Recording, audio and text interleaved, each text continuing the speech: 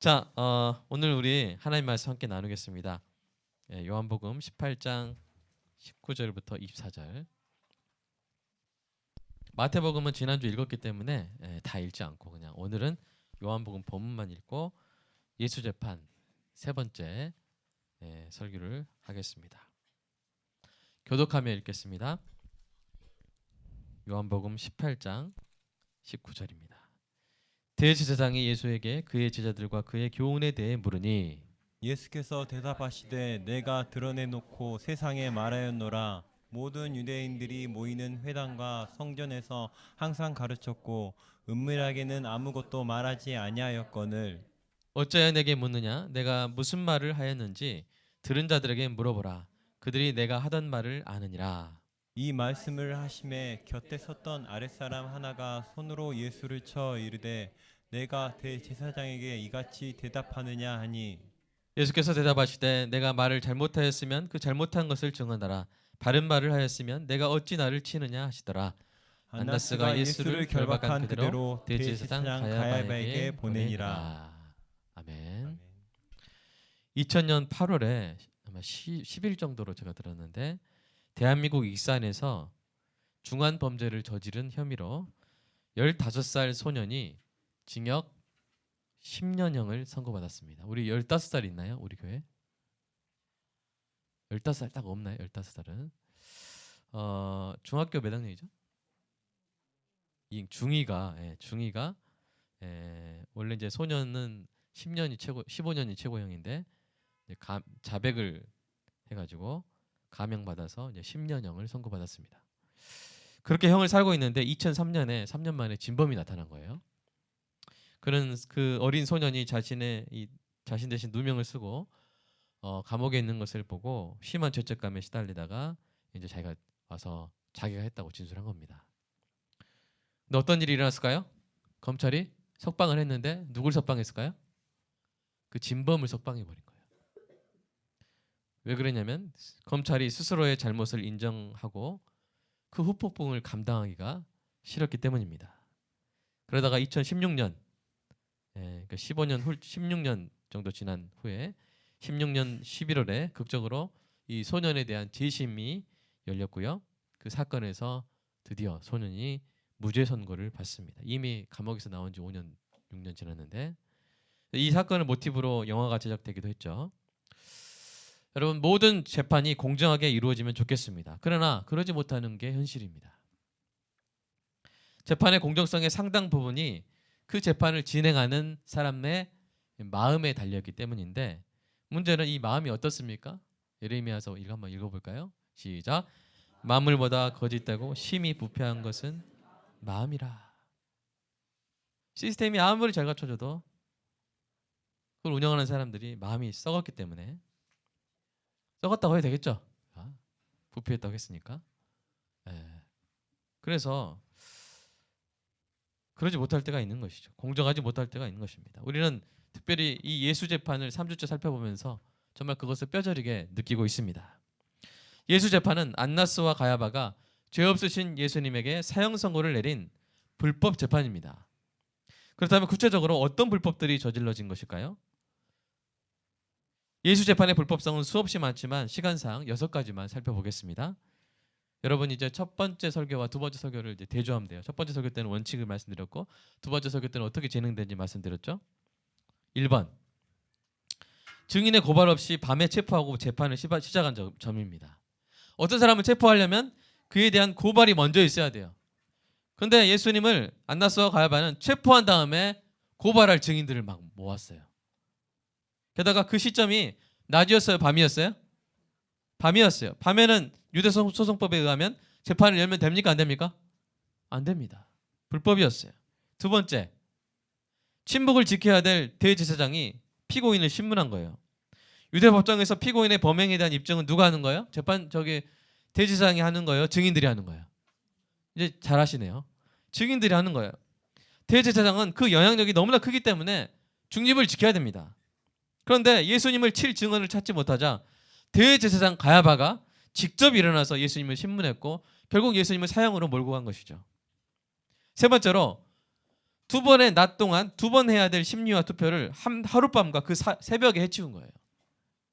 유대소송법에 의하면 사형을 다루는 법정은 최소한 이틀 이상 열려야 되고요. 유죄투표도 이틀에 걸쳐서 해가 떠 있을 때 낮에 두 번에 걸쳐서 행해야 돼요. 그런데 가야바는 예수님을 체포한 야심한 시각에 졸속으로 심리를 진행하고 몇 시간 후에, 여러분 우리가 10시에 예수님을 잡았다면 몇 시간만 지나면 새벽이에요? 2시간, 3시간만 지나면 새벽이에요. 그런 식으로 이어진 시간에 불법적으로 사내들인 공개 유죄 투표까지 급히 진행해서 몇 시간 만에 예수님의 재판을 끝내버린 것입니다. 네 번째로, 증인 없이 피고인의 발언만으로 정지한 점입니다. 유대법정에서 피고인의 죄가 확정되려면 뭐가 있어요? 뭐가 있어야 돼요? 반드시 두 사람 이상의 증언이 일치해야 돼요. 일치하는 두 사람 이상의 증언이 있어야 돼요. 그런데 예수 재판에는 그런 증언이 없었습니다. 그러니까 원칙적으로 예수님은 무죄 방면되어야 했어요. 그런데 가야바가 예수님이 직접 신문하고 그 결과 예수님이 하신 발언만으로 예수님을 사형에 해당하는 자로 정죄하는 그런 불법을 저지른 것입니다. 다섯 번째로, 만장일치로 된 유죄 투표를 제고하지 않은 점입니다. 마가복음 14장 64절을 보면 가야바와 함께 있던 자들이 만장일치로 예수님을 사형에 해당하는 자로 정죄를 해요. 만장일치로. 근데 여러분, 유대소송법에 의하면 유죄 투표가 만장일치로 나온 경우에 그걸 인정합니까? 인정하지 않습니까? 인정하지 않잖아요.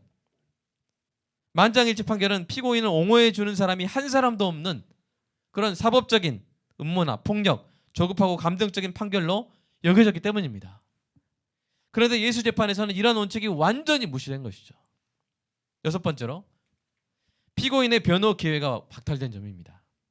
여러분, 예수 재판에서 그 무엇보다 비상식적인 불법은 뭐냐면요, 재판관들이 피고인에게 변호할 기회를 전혀 주지 않았다는 사실이에요. 예수님은 내가 하나님의 아들 그리스도인지 우리에게 말하라 라는 그 질문에 내가 말하였느니라 라고 대답하셨죠. 이 발언을 문제 삼아서 예수님을 신성모독죄로 정죄한 것입니다.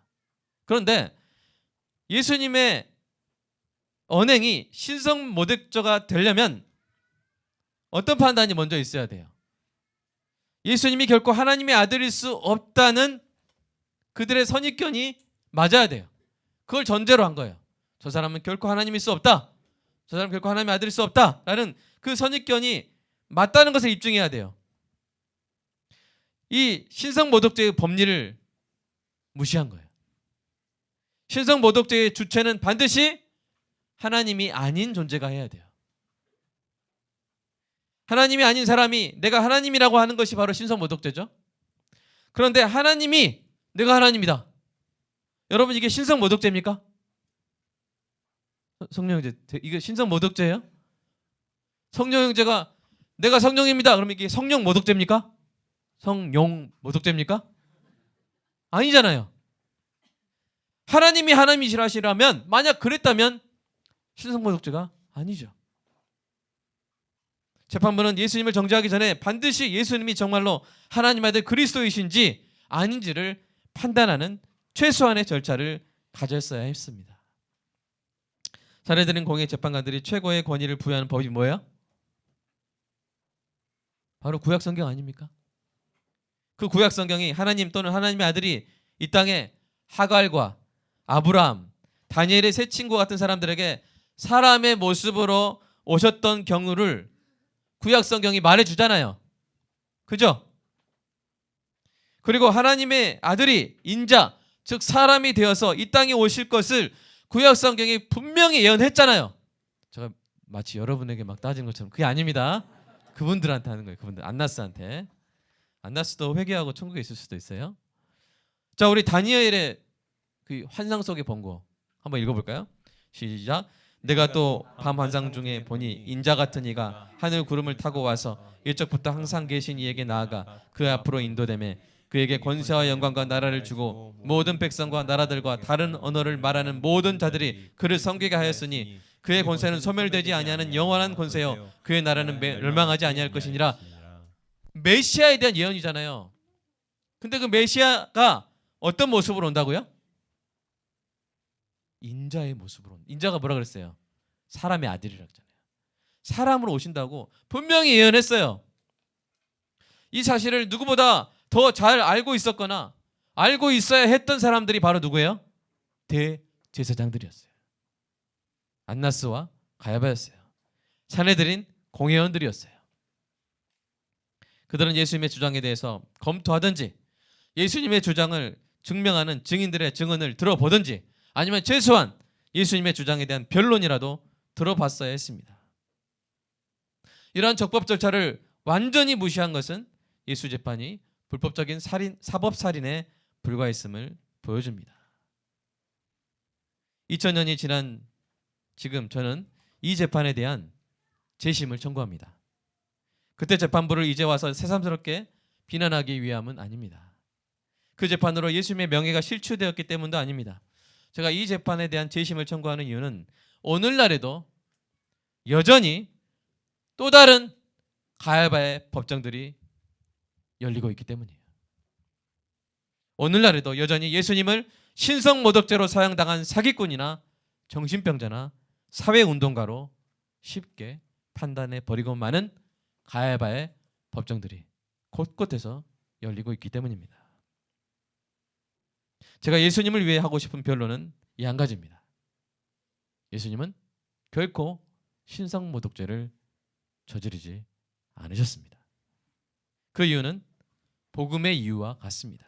그 이유는 저와 여러분이 구원받은 이유와 같습니다. 그 이유는 우리가 이렇게 예배드리는 이유와 같습니다. 그 이유는 저와 여러분이 더 이상 죄와 저주와 죽음의 노예가 아닌 이유와 같습니다. 그 이유는 저와 여러분이 의로우신 하나님의 자녀가 된 이유와 같습니다. 그 이유는 저와 여러분이 슬픔 가운데서 기쁨 가운데로 구원받은 이유와 같습니다. 그 이유는 저와 여러분이 지옥이 아니라 천국에서 영원토록 행복한 삶을 살게 된 이유와 같습니다. 우리 아멘 성가대 아멘을 준비하시고요. 그 이유를 발표하겠습니다. 그 이유는 뭡니까? 바로 예수님이 참으로 하나님의 아들 그리스도이시기 때문입니다. 2000년 전 예수 재판 때 가야바가 반드시 허용해야 했던 예수님의 신성 변론을 지금부터 시작하겠습니다. 이 증언과 변론에 동의하며 함께 예수님을 위한 증인이 되어주실 분은 힘차게 아멘으로 동참해 주시기 바랍니다. 11가지 증거입니다. 첫 번째, 구약에 의하면 메시아는 다윗의 족보에서 태어나야 하는데 바로 예수님이 그러셨습니다. 여러분이 구약의 예언을 읽어주시고요. 제가 증거를 대겠습니다. 자, 예레미야서 읽어볼까요? 시작. 여호와의 말씀이니라. 보라, 때가 이르리니 내가 다윗에게 한 의로운 가지를 일으킬 것이라. 그가 왕이 되어 지혜롭게 다스리며 세상에서 정의와 공의를 행할 것이며 그의 날에 유다는 구원을 받겠고 이스라엘은 평안히 살 것이며 그의 이름은 여호와 우리의 공이라 일컬음을 받으리라. 아멘. 바로 사내들인 공의가 최고법으로 여기는 우리나라 지금 헌법. 메시아가 누구의 자손에서 온다고요? 다윗의 자손으로 온다고요. 여러분, 우리는 두 명의 증인이 있어요. 첫 번째 마태가 예수님의 족보를 마태복음 1장에 썼고요. 예수님의 양아버지 요셉의 족보입니다. 그다음에 누가복음 3장에서 예수님의 친모 마리아 족보를 썼어요. 두 족보가 다 어디서 교차해요? 다윗에게서 교차해요. 둘 다 다윗 계열이에요.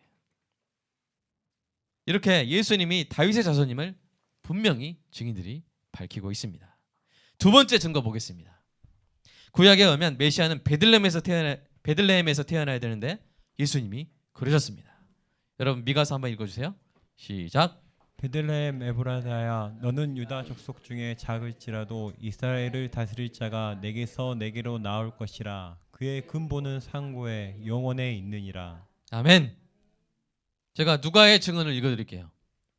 그때 가이사 아구스토가 영을 내려 천하로 다 호적하라 했으니 이 호적은 고레뇨가 수리아 총독으로 되었을 때 처음 한 것이라. 모든 사람이 호적하러 각각 고향으로 돌아가매 요셉도 다윗의 집 족속이므로 갈릴리 나사렛 동네에서 유대를 향하여 베들레헴이라는 다윗의 동네로 그 약혼한 마리아와 함께 호적하러 올라가니 마리아가 이미 잉태하였더라. 그리고 그 마리아가 그 그 베들레헴 마구간에서 예수님을 출산한 것이 바로 증거가 누가복음에 기록되어 있는 것입니다. 예수님은 정말로 베들레헴에서 태어나셨습니다.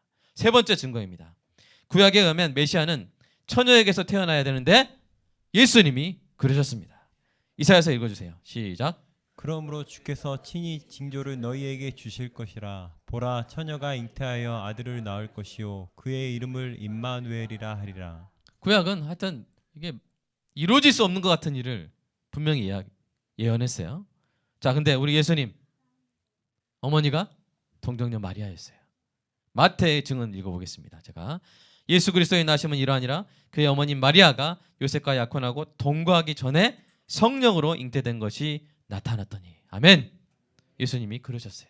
예수님이 메시아십니다.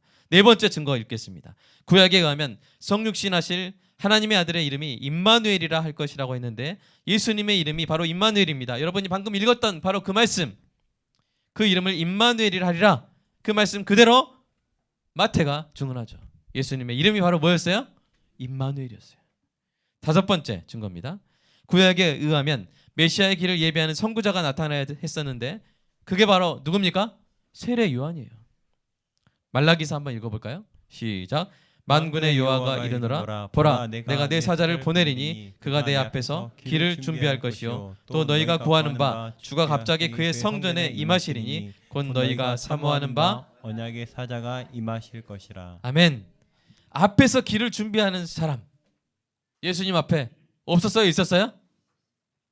사도 요한이 이렇게 증언합니다. 이르되 나는 선지자 이사야의 말과 같이 주의 길을 곧게 하라고 광야에서 외치는 자의 소리로라 하고 세례 요한이 말했다고. 사도 요한이 이렇게 분명하게 증거를 해놨습니다. 여섯 번째입니다. 구약에 의하면 하나님의 아들이신 분이 하나님이시면서 사람이신 분으로 계실 것이라고 했는데 하나님이 제자들 앞에서 변화산에서 하나님 말씀하신 거예요. 예수님이 내 아들이다. 예수가 내 아들이다. 내 사랑하는 아들이다. 그것을 제자들이 분명히 들었고 그 자리에 있었던 베드로의 증언을 마가가 받아 적었습니다. 먼저 구약의 예언을 한번 읽어볼까요? 이사야서 9장 6절입니다. 시작. 이는 한 아기가 우리에게 낳고 한 아들을 우리에게 주신 바 되었는데 그의 어깨에는 정사를 메었고 그의 이름은 기묘자라 모사라 전능하신 하나님이라 영존하시는 아버지라 평강의 왕이라 할 것임이라. 아멘.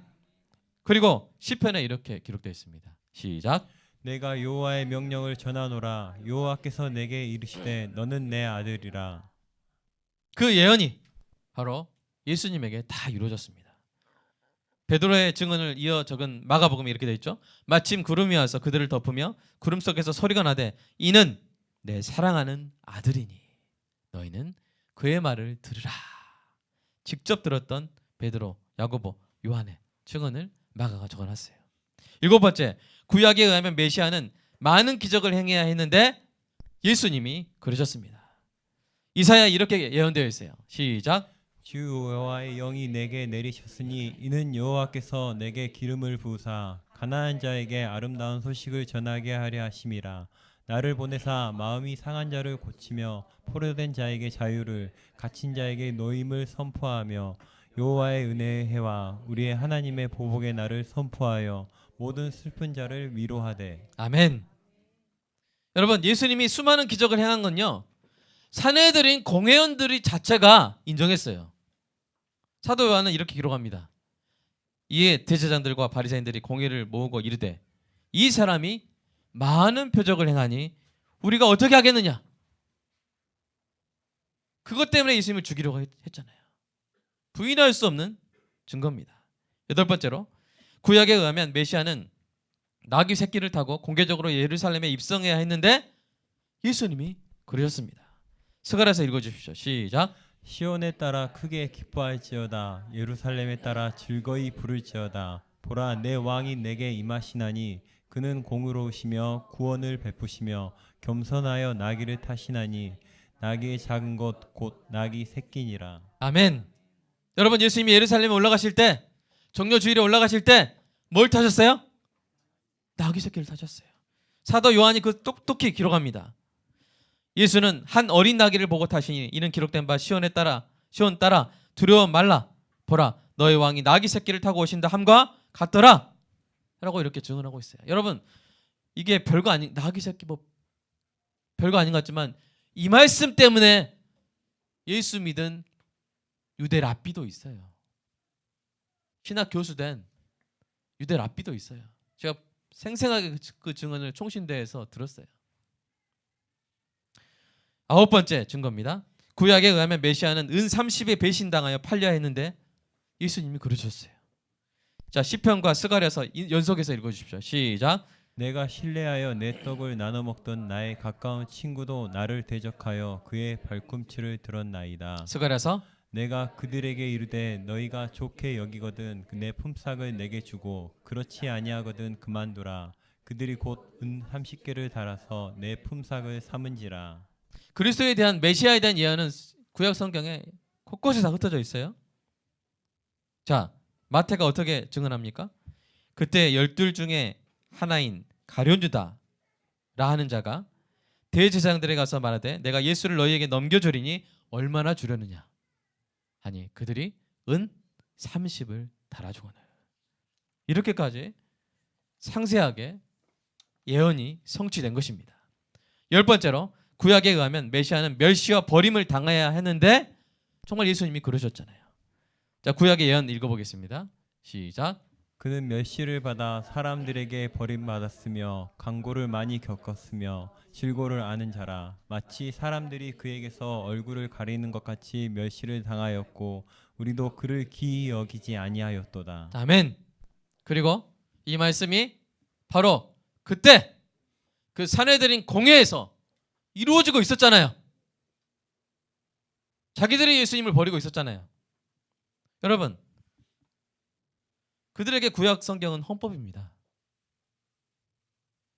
구약 성경이 예언하고 있는 메시아에 대한 증거가 10개 이상 이렇게 적중되어 있는 사람을 살펴보지도 않고 바로 신성모독죄로 정죄하는 게 말이 됩니까? 여러분, 여기까지는 그들도 알 수 있었고 알았어야 했던 증거들입니다. 여러분, 대한민국 형사소송법 420조에 7가지 재심 이유가 열거되어 있는데요. 그 5항이 이것입니다. 유죄의 선고를 받은 자에 대하여 중간에 좀 생략했습니다. 유죄 등을 인정할 명백한 증거가 새로 발견될 때. 여러분, 제가 그 명백한 새로운 증거를 오늘 제시합니다. 11번째 증거입니다. 구약에 의하면 하나님의 아들 그리스도는 죽어도 썩지 않고 부활해야 하는데 예수님이 부활하셨습니다. 여러분, 시편 예언 읽어볼까요? 시작. 주의 거룩한 자로 속지 않게 하실 것임이니이다. 아멘. 여러분, 사도 바울이 이렇게 증언했습니다. 내가 받은 것을 먼저 너희에게 전하였노니 이는 성경대로 그리스도께서 우리를 위하여 죽으시고 장사 지낸 바 되셨다가, 이 성경은 구약을 말합니다. 성경대로 사흘 만에 다시 살아나사 게바에게 보이시고 후에 12 제자에게와 그 후에 500의 형제에게 일시에 보이셨나니 그 중에 지금까지 대다수는 살아있고 어떤 사람은 잠들었으며 그 후에 야고보에게 보이셨으며 그 후에 모든 사도에게와 맨 나중에 만삭되지 못한 나 같은 자 같은 내게도, 바울에게도 보이셨다고 사도 바울이 이렇게 증언하고 있습니다. 여러분, 예수님의 부활을 보고 증언한 사람들이 최소 몇 명 이상이에요? 500명 이상이에요. 그들이 바로 오늘 제가 주장하고 있는 이 사실, 예수님이 하나님의 아들 그리스도라는 사실을, 이 사실을 믿고 그 사실을 지키고 전하기 위해서 자신들의 목숨을 걸었습니다. 여러분, 어떤 사람이 자기가 사실로 믿지 않는 것을 위해서 자기 목을 내놓을 수 있을까요? 어떤 사람이 그러겠어요? 믿지도 않는 사실을 위해서 순교하겠습니까? 저는 예수님이 하나님 아들 그리스도라는 사실을 믿습니다. 여러분도 그렇습니까? 그렇다면 예수님은 무죄입니다. 죄 없으신 예수님이 저와 여러분의 죄를 대신 뒤집어쓰고 십자가에서 죽으신 것입니다. 바로 그 은혜로 저와 여러분이 구원받은 줄로 믿습니다. 여러분, 이 재심이 오늘날 수많은 사람들의 마음의 법정에서 이루어져야 합니다. 예수님이 신성 모독죄를 범한 사형수가 아니라 신성 그 자체이신 하나님의 아들 그리스도시라는 사실을 받아들여야 합니다.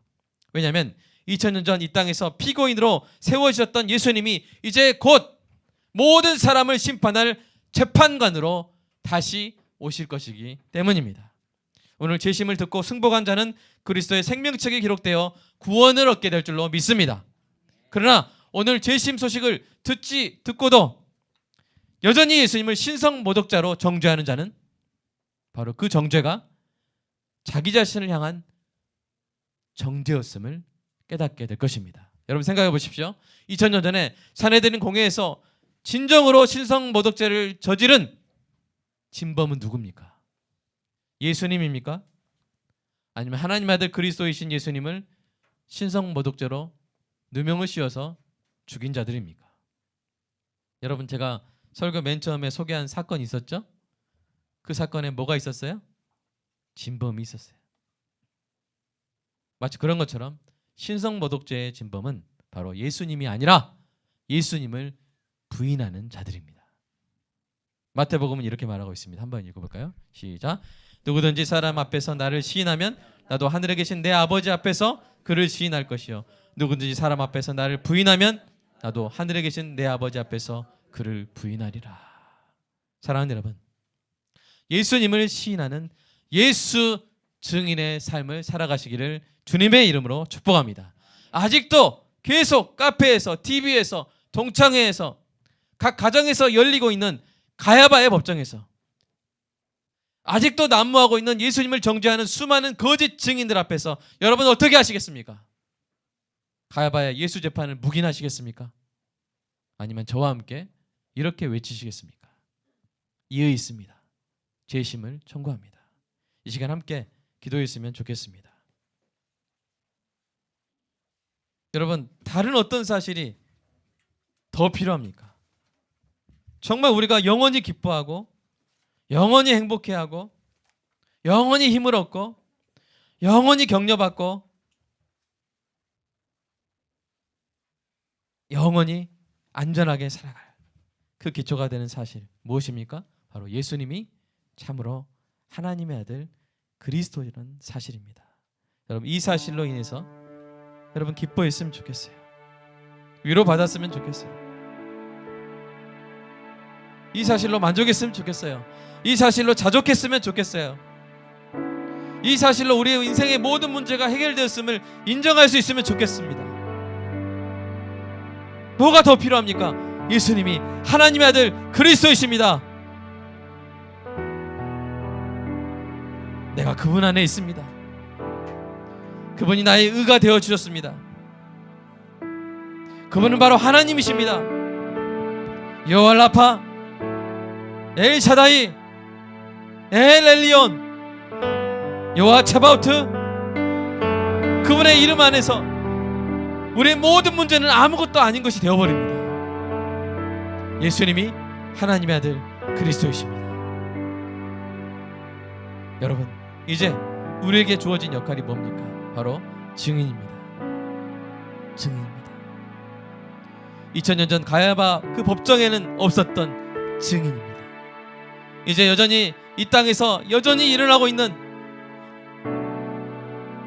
가야바의 법정들 속에서 여전히 침묵하시겠습니까? 그들이 예수님이 그냥 사람에 불과하다고, 예수님이 사기꾼이라고, 예수님은 그냥 사회운동가에 불과했다고 그렇게 여기며 그렇게 판단해 버릴 때 우리가 해야 될 말은 무엇입니까? 우리가 조용해야 되겠습니까? 아니면 증언을 해야겠습니까? 저와 여러분이 증인의 삶을 살 수 있게 됩니다. 그리고 지금도 전 세계 3분의 1 기독교인들은 이 증언 때문에 죽어가고 있습니다. 예수님이 하나님의 아들 그리스도이심을 증거하며 순교당하고 있습니다. 우리는 어떤 삶을 살고 있습니까? 우리의 목이 걸려있지 않음에도 불구하고 작은 불이익 때문에 침묵하고 있지는 않습니까? 우리가 말해야 됩니다. 우리가 거리에서, 우리가 직장에서, 우리가 동창회에서 말해야 됩니다. 예수님은 하나님의 아들 그리스도이심을 말해야 됩니다. 그들이 그것을 듣고 깨닫지 못하면 그들이 최후의 심판 그날에 피고석에 설 텐데 그들을 구원할 자가 없을 것입니다. 그날이 오기 전에 그들을 위하여 증언하는 증인의 삶이 되게 달라고, 오늘날 이 시간에도 여전히 일어나고 있는 가야바의 법정에서 증인으로 증언하는 은혜가 있게 달라고 이 시간 함께 기도하겠습니다. 하나님 없습니다. 아버지,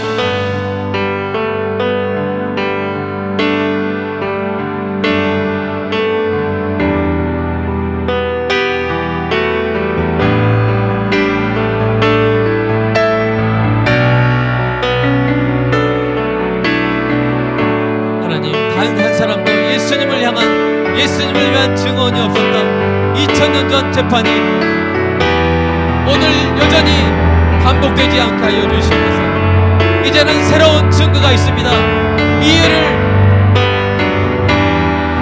제기하고 재심을 청구하게 하시고 사람들의 마음의 법정에서 그들의 재판관이 되어 하나님을 피고석에 세우고 하나님을 마음대로 판단해버리는 그들의 재판 앞에서 하나님, 우리가 정말로 그들의 생명을 구원하기 위해 그들이 예수님을 부인해버리면 그 최후의 심판 때 그들은 예수님의 부인을 받을 것인데, 주님, 그들의 영혼을 위하여,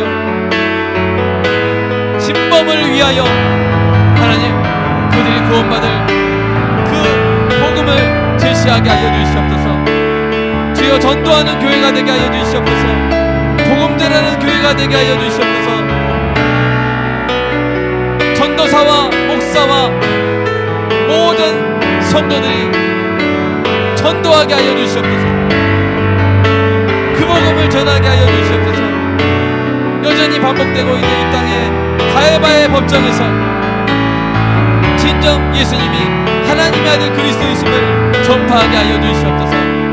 부활하신 예수 그리스도 지금도 보고 계신 줄로 믿습니다.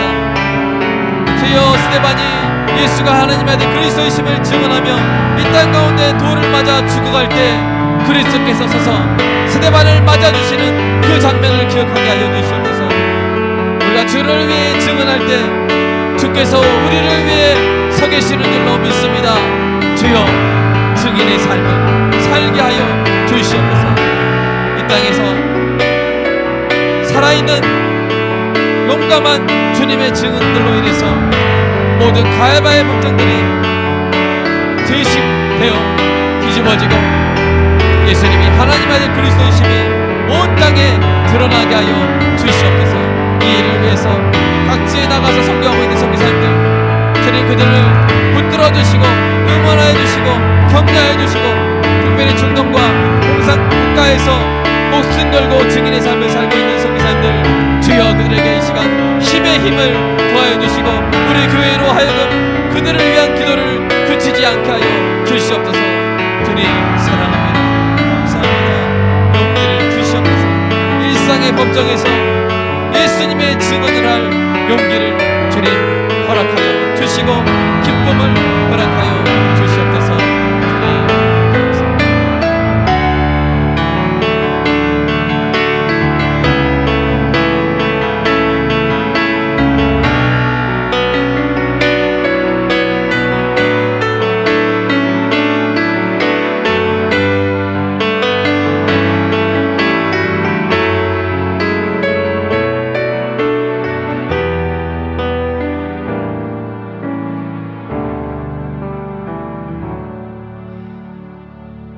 하나님, 2000년 전 예수님의 그 재판 사건을 돌아보며 그 사건이 얼마나 잘못되었는지, 최소한의 한 사람의 증인도 없었던 그 사실을 돌아보며 우리가 가슴을 칩니다. 예수님, 이제 지금 일어나고 있는 이 땅의 가야바의 법정에서는 우리가 침묵하지 않게 하여 주시옵소서.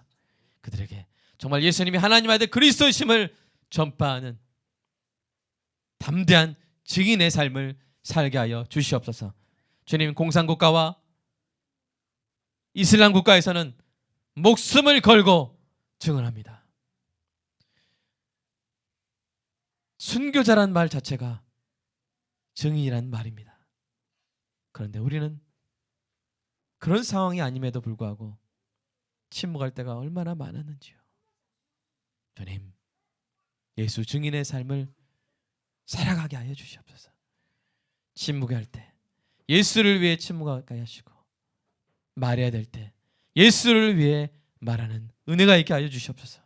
우리를 위해 침묵하시고 우리를 위해서 말씀하신 예수님을 사랑하는 마음으로 예수 증인의 삶을 살아가게 하여 주시옵소서. 그래서 사람들의 마음의 법정에 그 닫힌 법정들이 증인들의 재심으로 예수님을 시인하는 자리로 돌아오는 놀라운 역사들이 일어나게 하여 주시옵소서.